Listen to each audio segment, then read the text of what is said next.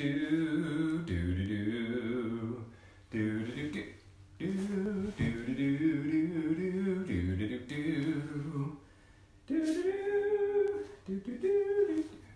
we on? We're on. Ooh, we're live. Hello, everybody. Yesterday I said I needed a theme song, so someone suggested Raiders of the Lost Ark, and they gave me this hat. So it's a nice sun hat, I think. That's a little, yeah. So I won't be wearing this, but anyway, I mean I will, but not now. But it's kind of like little Raiders of the Lost Ark. Their thinking was, since I go in search of souls or something, I don't know. Anyway, good evening, everybody. Hello, happy Easter. Happy Easter Wednesday to you.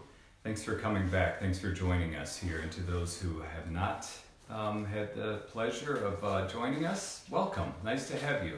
It's nice that people are telling their friends and people are doing this. I promise to do this every night until we can open up our churches and meet in person. And then so many people I know have said, can you do this after, once we do?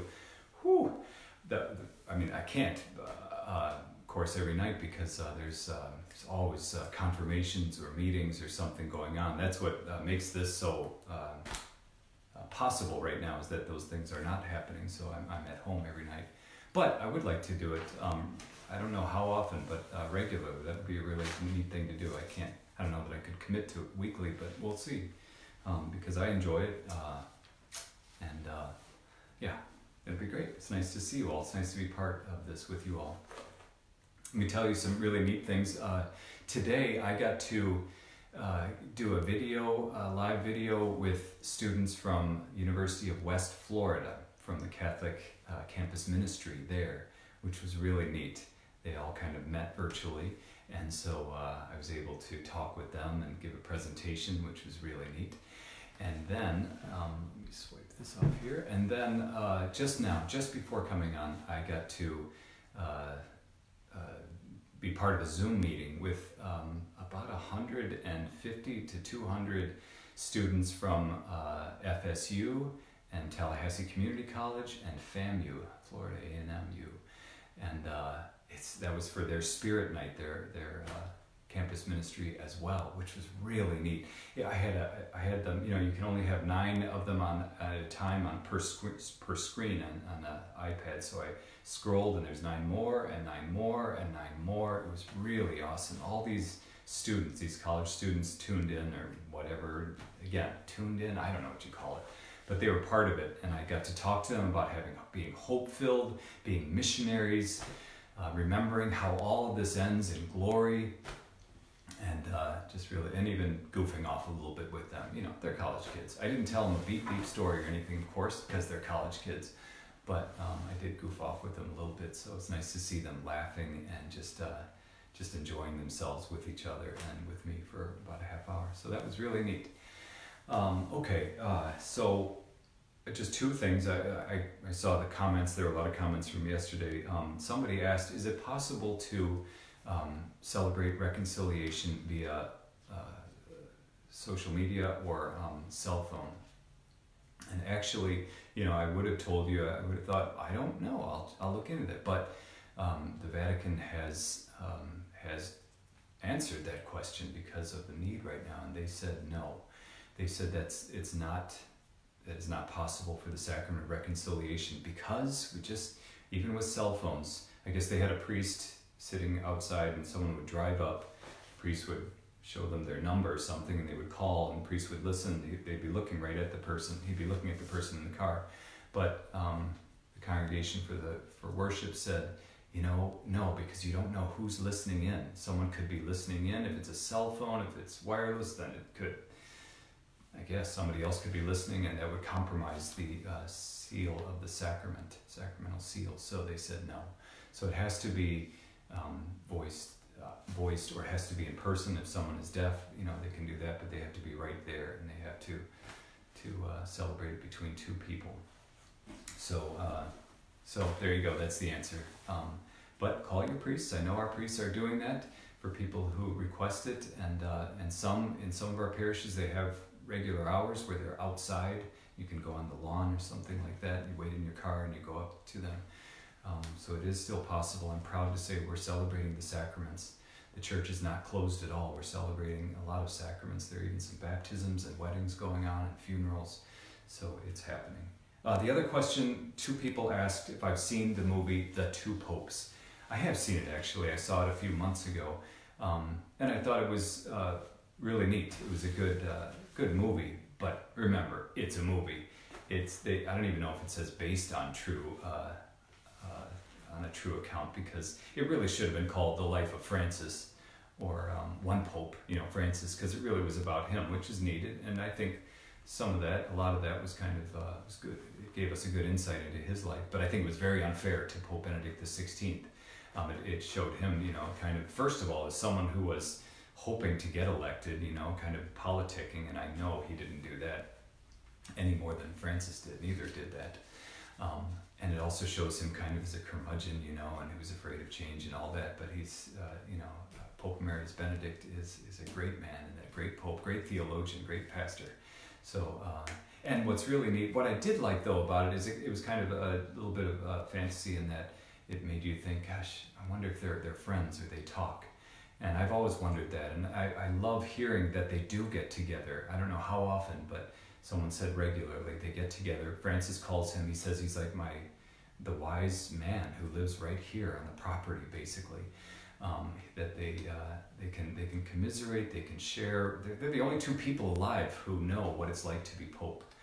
And so I imagine that they do enjoy getting together. I do know that when I was with the Pope in the meeting in early February, that meeting with the 15 bishops, just as I think I told you before, I had to excuse myself and go to the restroom. It's a long meeting, but as I was coming back in the room, Pope Francis, somebody had said, have you seen the movie The Two Popes? And he just right away just said, no interest. He has no interest in movies or TV. I don't think he's ever seen a movie or TV. He doesn't have a TV, so he just said no interest.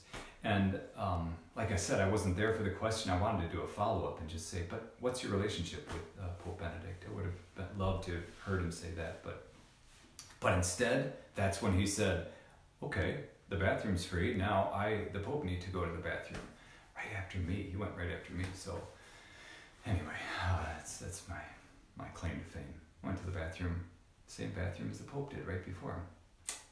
Yeah. Okay. So what I just want to share with you today is this. The gospel story for today is just like all week, every day this week during this octave of Easter, we get a different story of the resurrection. And so today's story is a gem. I know, they're all gems. But this is the story of the disciples on the road to Emmaus. You know it well. Maybe you've already read it, but I'm going to read it to you and then just tell you, give you my take on it, if you will, and some thoughts on it, because it's just really awesome. And yeah, I'm wearing reading glasses, right? I know. I'm 52 3/4. It just happens. It happens. You guys are younger, but once you get older, you'll see. You'll need this too, and then you won't laugh at me. Okay. It's from Luke chapter 24. Now that very day, 2 of them were going to a village 7 miles from Jerusalem called Emmaus. And they were conversing about all the things that had occurred. And it happened that while they were conversing and debating, Jesus himself drew near and walked with them, but their eyes were prevented from recognizing him. He asked them, "What are you discussing as you walk along?" They stopped, looking downcast. One of them, named Cleopas, said to him in reply, "Are you the only visitor to Jerusalem who does not know of the things that have taken place there in these days?" And he replied to them, "What things?" They said to him, "The things that happened to Jesus the Nazarene, who was a prophet mighty in deed and word before God and all the people, how our chief priests and rulers both handed him over to a sentence of death and crucified him. But we were hoping that he would be the one to redeem Israel. And besides all this, it is now the 3rd day since this took place. Some women from our group, however, have astounded us. They were at the tomb early in the morning and did not find his body. They came back and reported that they had indeed seen a vision of angels who announced that he was alive. Then some of those some of those with us went to the tomb and found things just as the women had described, but him they did not see. And he said to them, "Oh, how foolish you are, how slow of heart to believe all that the prophets spoke. Was it not necessary that the Messiah should suffer these things and enter into his glory?" Then, beginning with Moses and all the prophets, he interpreted to them what referred to him in all the scriptures. As they approached the village to which they were going, he gave the impression that he was going on farther, but they urged him, "Stay with us, for it is nearly evening and the day is almost over." So he went in to stay with them. And it happened that while he was with them at table, he took bread, said the blessing, broke it, and gave it to them. With that their eyes were opened and they recognized him, but he vanished from their sight. Then they said to each other, "Were not our hearts burning within us while he spoke to us on the way and opened the scriptures to us?"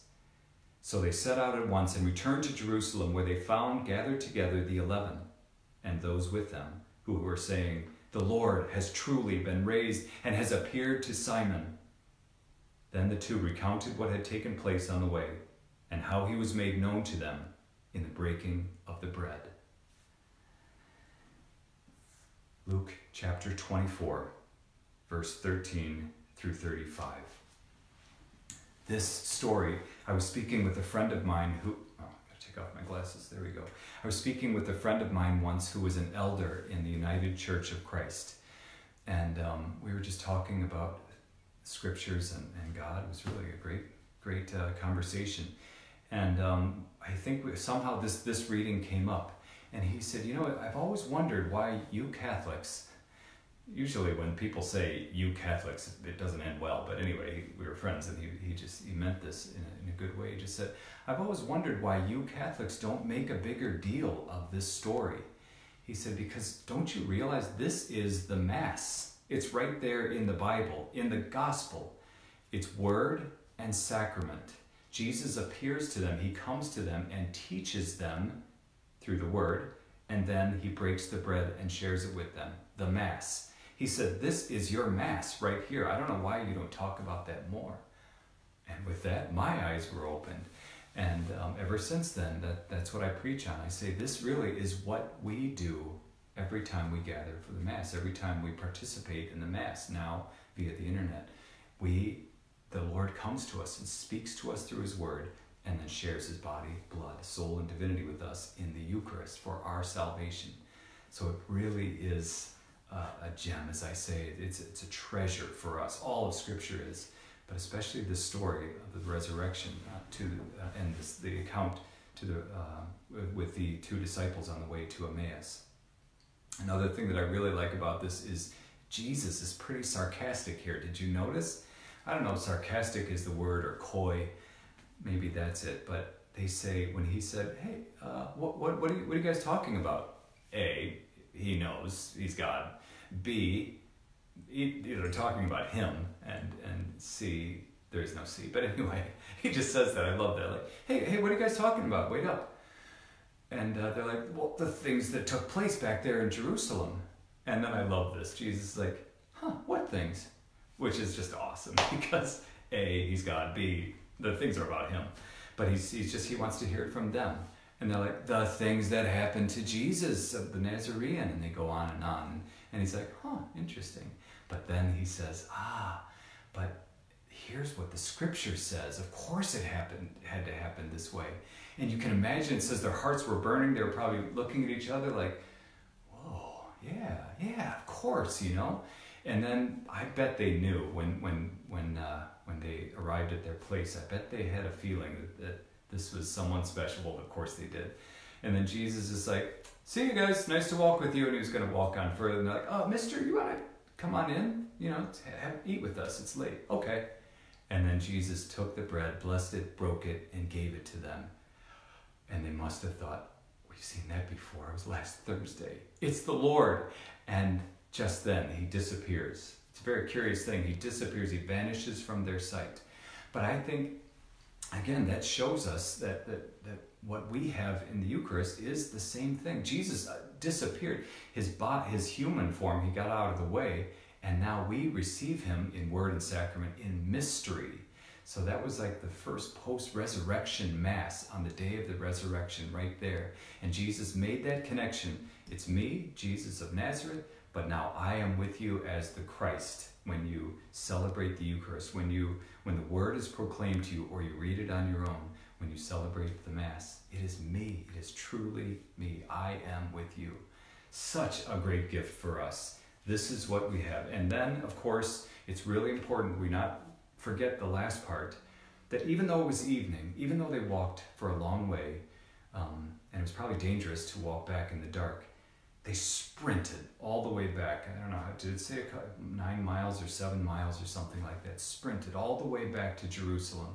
So filled were they with joy and the good news. They didn't care what happened to them.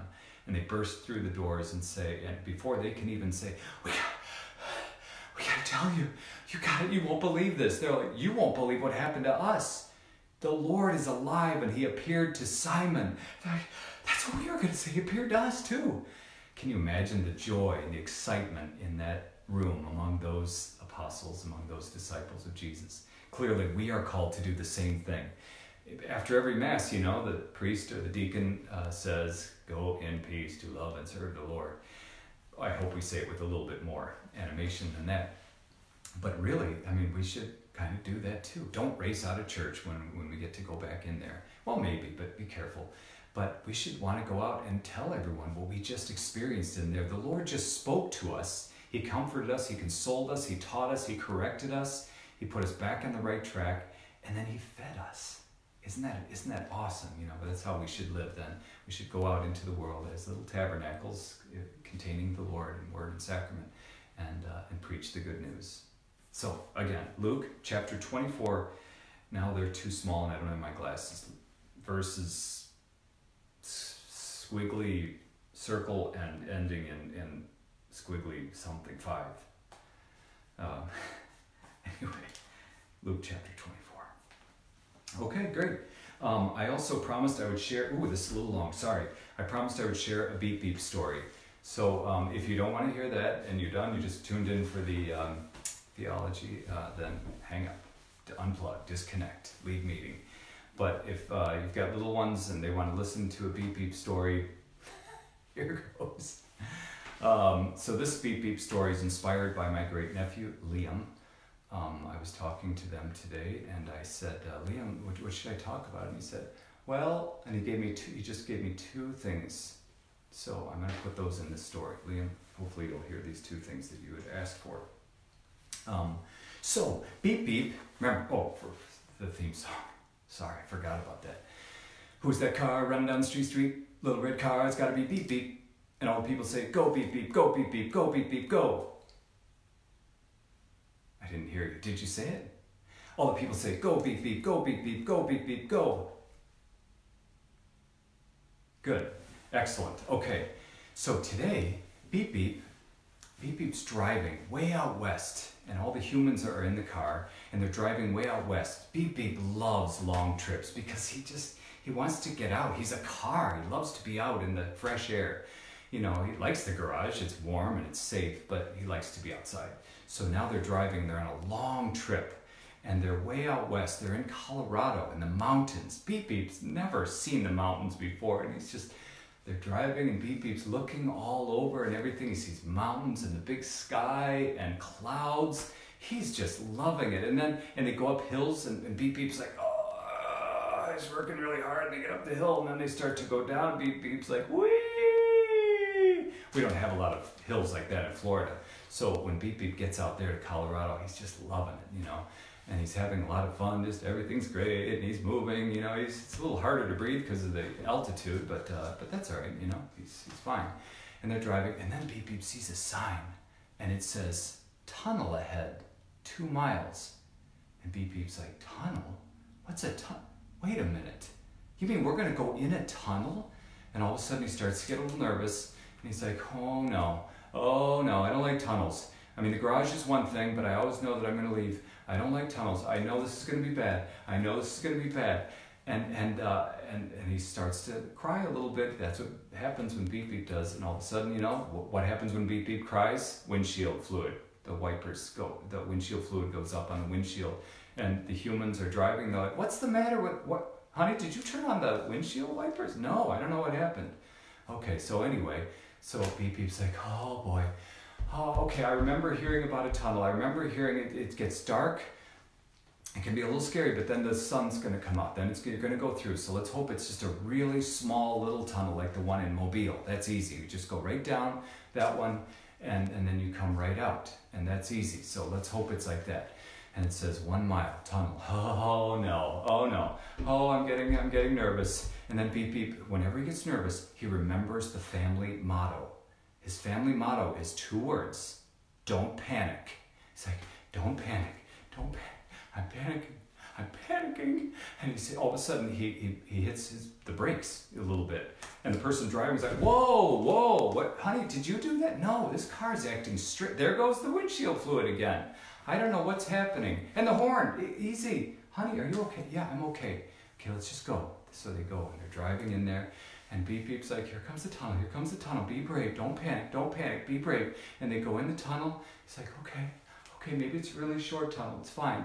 And then it starts to get dark, and it's a little darker. Now it's getting really dark, and it's really long, and Beep Beep's like, ah! And the windshield fluid goes all over and everything, and the humans are like, what's the matter with the car? I don't know, it's acting really funny. The brakes are on, and the flashers are going.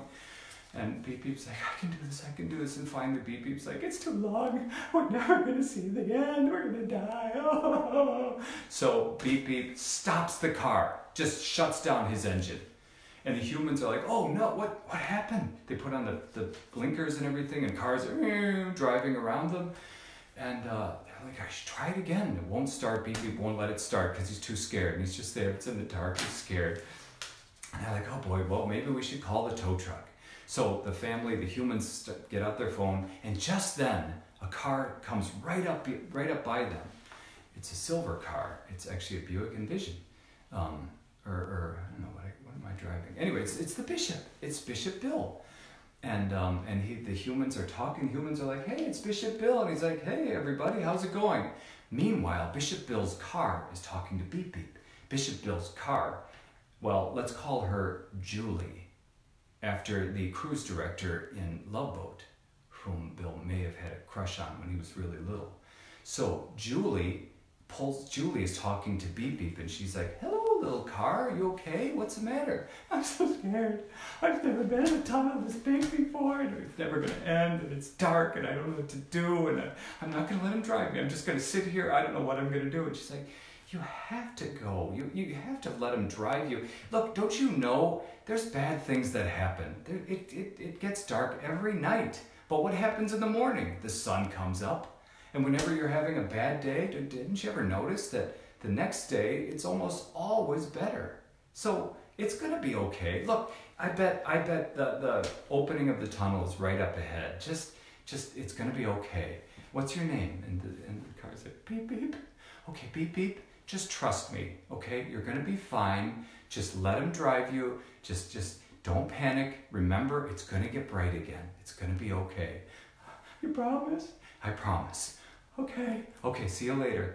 And then the bishop turns to the humans and says, you guys okay? Okay, so if you're gonna call, I'm just gonna drive ahead. Okay, see you later. God bless you. And the bishop and Julie drive away. And then, Julie's the car, remember, no scandal here. And then, the tow truck driver's talking on the phone. He's like, all right, before I come out, can you just try the engine once more? No, we've already tried it. It's not good. Can you just try it once more so I don't waste a trip? They try it. It starts right up. It works now. All right, well, let's go. And they're driving, and Beep Beep's like, all right. Oh, come on, we gotta see the sun. We gotta see the light. And the human says to his wife, he's like, is it driving okay now, honey? And she's like, yeah, it's fine. I don't know why it was acting so weird. I mean, it's still squirting some windshield fluid every once in a while, but I think it's going to be okay. And Beep Beep's like, we're going to make it. Don't panic.